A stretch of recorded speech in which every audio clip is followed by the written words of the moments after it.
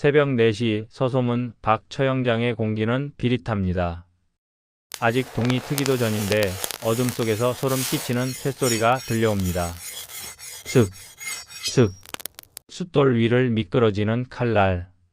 그 칼을 쥔 사내의 입에선 쉰 막걸리 냄새가 진동합니다.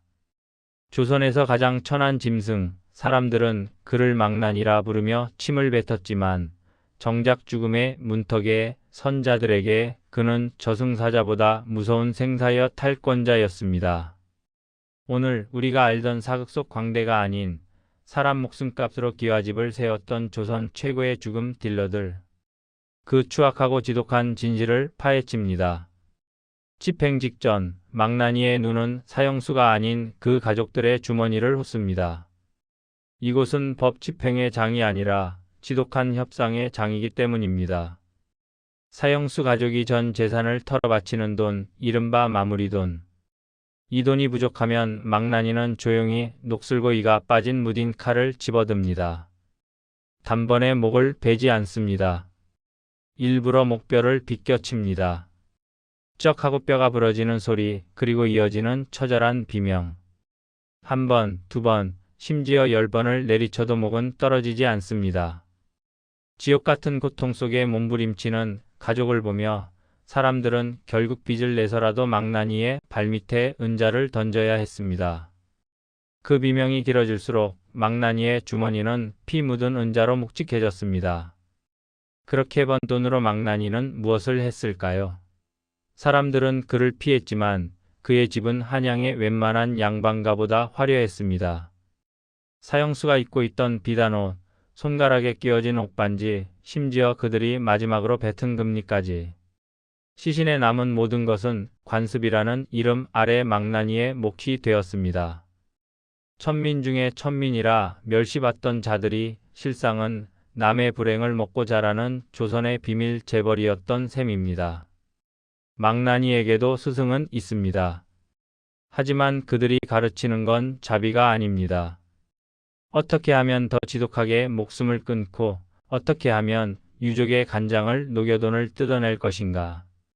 그것이 그들이 전수하는 지옥의 기술입니다. 신참 망나니들은 수천 번의 칼질 연습을 거칩니다. 처음에는 커다란 물을 기둥에 묶어놓고 연습하죠. 하지만 스승은 말합니다. 물을 베는 게 아니다. 그 속에 핏줄과 뼈의 틈을 느끼라고 말입니다. 단 한 번의 휘두름으로 목뼈 사이에 미세한 틈을 파고드는 각도. 그 각도 하나의 은자, 수십냥의 목숨값이 결정됩니다. 완벽한 기술자가 된다는 건 역설적으로 사람을 사람으로 보지 않고 베어야 할 고기로 보게 된다는 뜻입니다. 도박빚에 쫓겨 망나니가 된 25의 청년. 그가 처음 칼을 잡던 날 스승은 일부러 녹슨 무딘 칼을 쥐어줍니다. 돈을 가져오지 못한 가난한 사형수 때문이었죠. 쩍쩍. 뼈가 으스러지는 소리, 얼굴에 튀는 뜨거운 핏방울. 구역질을 하며 주저앉은 신참에게 노련한 스승은 차갑게 속삭입니다. 토하지 마라. 내가 흘린 그 피가 바로 내 빚을 갚아줄 은자다. 그날 이후 청년의 눈에선 생기가 사라지고 그 자리엔 오직 차가운 칼날의 빛만이 남았습니다. 10년 뒤 신참은 이제 조선에서 가장 손속이 깔끔한 기술자가 되었습니다. 그가 한번 칼춤을 출 때마다 기와집의 칸수가 늘어났고 방 안엔 은자가 산더미처럼 쌓였습니다. 하지만 이상한 일입니다. 돈이 늘어날수록 그의 집 주변엔 사람의 발길이 끊깁니다. 양반들도 탐내는 비단 옷을 입었지만 시장 상인들은 그의 돈을 받으면 소금부터 뿌립니다. 금은보화로 치장된 그의 방은 사실 죽은 자들의 비명으로 가득 찬 귀신들의 성이었습니다. 사람 목숨값으로 기와집을 세우고 은자를 쌓았던 망나니. 하지만 그들의 손에 쥐어진 건 영광이 아닌 씻기지 않는 피비린내였습니다. 여기서 우리는 아주 냉정한 계산기를 두드려봐야 합니다. 당시 조선의 하급 관리였던 참봉의 1년 월급이 쌀 10가마니 남짓일 때 망나니는 죄인의 목을 한번 베고 유족들에게 받은 마무리 돈으로만 쌀 신가마니에 달하는 은자를 챙겼습니다.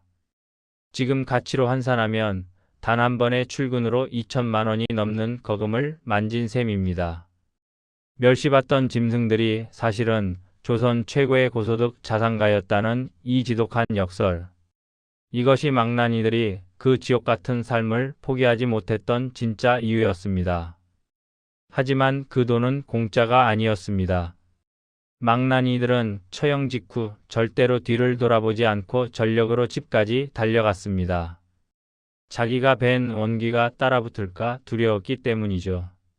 집 앞에 도착하면 가시나무 엄나무를 쌓아놓고 그 위를 뛰어넘었으며 칼날에는 죽은 자의 머리카락을 감아두기도 했습니다. 은자가 쌓여갈수록 그들의 집은 점점 더 기괴한 부적의 성으로 변해갔습니다. 돈으로 산 화려한 기와집에서 그들은 매일 밤 칼을 갈며 자신을 찾아올 귀신들과 싸워야 했습니다.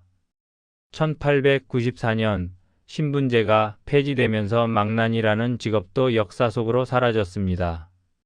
평생 피를 묻히며 모았던 그 산더미 같은 은자들은 어떻게 되었을까요?